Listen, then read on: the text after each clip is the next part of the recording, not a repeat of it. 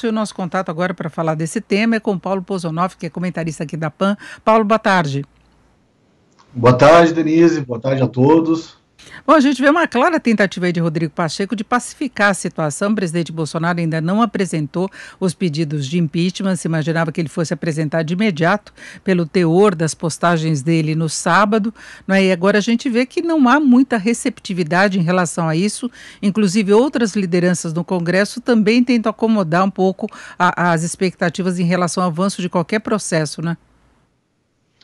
Denise, eu estava ouvindo as palavras do senador Rodrigo Pacheco e eu estava pensando que é impossível discordar delas, né? Porque são palavras de pacificação, de apaziguamento, né? A gente vive aí esse clima de tensão permanente e é uma tensão permanente que, bem, a cada vez que ou o STF ou o presidente jogam lenha nessa fogueira, eles criam também uma sensação de frustração, né? Porque ao mesmo tempo que existe esse teatro da provocação que atiça as bases, de um lado à esquerda, à direita, não sei que reducionismo melhor usar aqui, ao mesmo tempo ele gera uma frustração, porque isso não dá em nada, isso não resulta em nenhuma medida prática e benéfica realmente para o país. Então eu imagino assim que boa parte dos apoiadores do presidente Jair Bolsonaro vem com maus olhos o discurso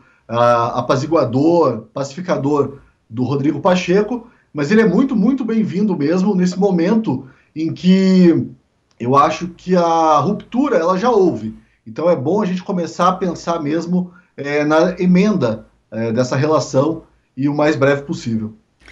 Agora, você acredita que o presidente Bolsonaro ainda vai encaminhar esses pedidos de impeachment contra o presidente do Supremo? Porque tem uma questão também relacionada à base aliada. A gente tem visto falas também de Arthur Lira e de Ciro Nogueira no sentido de vamos aguardar, defender o entendimento, uma pacificação, e são lideranças importantes no Congresso, né?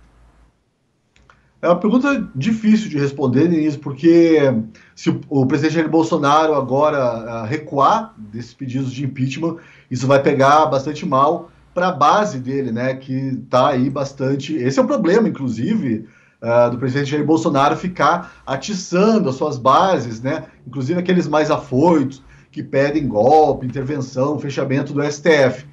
Que ele gera realmente essa frustração. E agora, de repente, ele foi, talvez, se ele não apresentar esse pedido de impeachment, vai ser um belo de um tiro no pé, porque aí prejudica a relação dele com a sua base. Então, assim, tá entre a cruz e a espada, né? Porque, de um lado, se ele apresenta esse pedido, azeda de vez a relação com o judiciário e também pode prejudicar a relação com a sua base no Congresso. E se ele não apresentar, aí prejudica a força popular, né, que ele tem mostrado aí nas manifestações, até nas manifestações que estão sendo convocadas, aí azeda essa relação. Então, realmente, o presidente Jair Bolsonaro ele tem o dom, né, de se colocar nesse tipo de situação contra as cordas.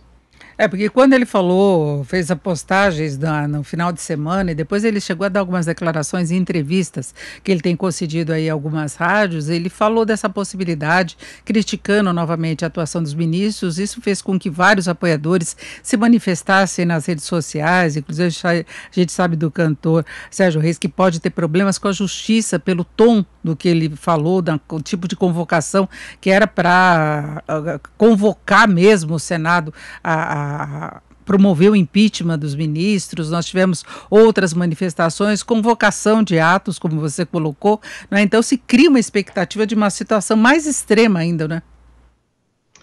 Isso do cantor, do Sérgio Reis, me preocupa bastante, né? Porque se agora a gente tiver que tomar cuidado com o tom, né? Fica difícil. Eu fico imaginando ali o direto já tinha um ponto de exclamação no final. Imagine se alguém lá no final dos anos 70, começo dos 80, implicasse com o tom do discurso, de repente, de diretas já. Mas sim, cria essa expectativa mesmo com relação às bases. É o erro, né, que o presidente Jair Bolsonaro, o presidente fica bravo de a gente apontar erros, mas é o erro que ele vem cometendo desde que assumiu o poder, que é esse tom belicoso que gera uma expectativa nas pessoas. Gera uma expectativa, se não de ruptura, mas de enfrentamento, de uma coisa mais dura mesmo, um tipo de força, né? E a gente não pode esquecer que a gente vive numa sociedade e que a convivência pacífica depende da gente conseguir coexistir. Então, ideias ruins, mas isso também é uma crítica que eu faço ao STF, que tem prendido pessoas por causa das ideias e até tem ameaçado, como você mencionou, o Sérgio Reis. Ideias a gente combate com ideias melhores, não prendendo nem coagindo de alguma forma. Agora nós temos procuradores agindo nesse sentido, não seria nem iniciativa do Supremo, é uma investigação mesmo pelo teor do que ele falou, que pode ultrapassar essa questão aí do direito de opinião, de fala, porque ele estava convocando uma greve, uma série de coisas, né? Pelo menos pelas postagens que nós vimos. Então aí seria talvez uma outra condição a ser averiguada, né? Agora se diz que ele está deprimido com toda essa situação, as manifestações contrárias. Agora, Paulo, a gente vê o presidente, ele conseguindo obter mais apoio na base dele, aquele reduto eleitoral que ele teve desde o início. Agora, várias pesquisas apontam perda de popularidade. Então, a gente pensando em termos de país, talvez canse um pouco essa condição permanente que a gente tem de atrito, de preocupação com o ambiente político. É um desgaste para a sociedade como um todo, né?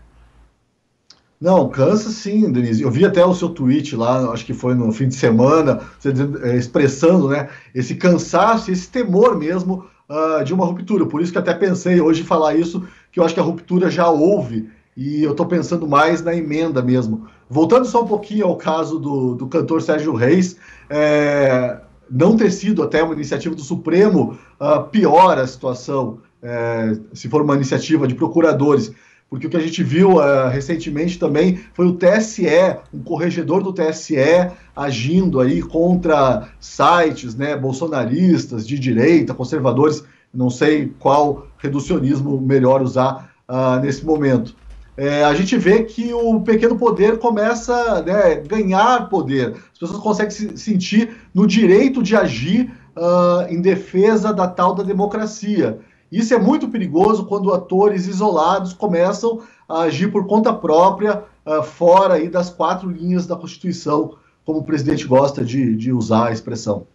Agora, isso não acontece dos dois lados. Eu acho, Paulo, que a gente chega num ponto em que para de haver respeito às instituições, né, e mesmo as condições da Constituição e em nome dessa liberdade de expressão, as pessoas perdem parâmetro, inclusive em relação a decoro, respeito ao cargo, uma série de coisas. Você tem que ter uma determinada postura, mesmo que você combata, mesmo que você critique, mesmo que você seja opositor, não é?